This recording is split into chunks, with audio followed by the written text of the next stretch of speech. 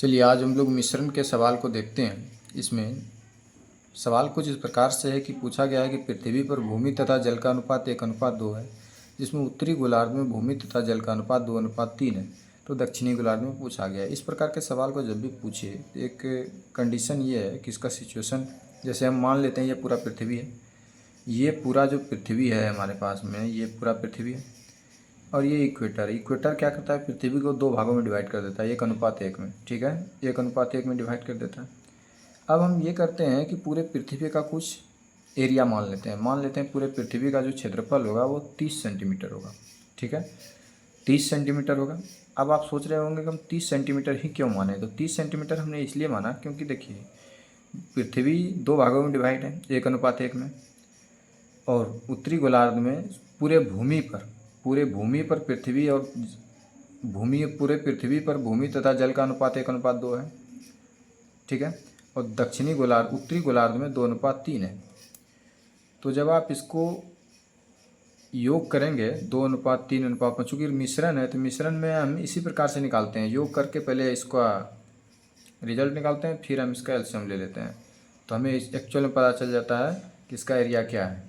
ठीक है, जैसे टाइम एंड वर्क में आपने देखा होगा, तो ठीक उसी प्रकार से चूँकि 5 या 15 दूनी 30 हम एलसीएम लेंगे, तो आप एलसीएम वाले तरीके से भी समझ सकते हैं, या फिर एक तरीका, मेरा तरीका ये है कि हमने 1:2 में, चूँकि पूरे पृथ्वी का भूमि तथा जल का अनुपात है, तो इसलिए हमने 30 लिया ताकि 10-20 में डिवाइड करना आसान हो जाएगा। तो चलिए हम समझते हैं।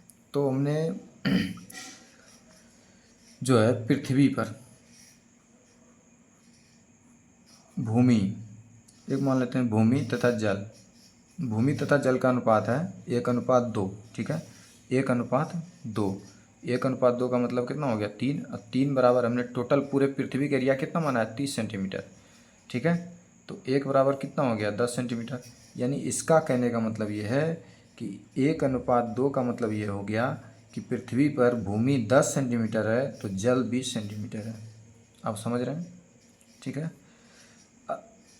हमने भूमि पर निकाल लिया। अब हम निकाल लेते हैं उत्तरी गोलार्ध में मान लेते हैं उत्तरी गोलार्ध में हमें क्या दिया गया 2:3। 2:3 में क्या है, भूमि तथा जल का अनुपात है, और उत्तरी गोलार्ध में। अब यहाँ देखिए कंडीशन ये है कि बताइए पूरे पृथ्वी का एरिया 30 है, तो ये भाग 15 होगा और ये भाग 15 होगा कि नहीं, क्योंकि इक्वेटर 2 भागों में डिवाइड करता है।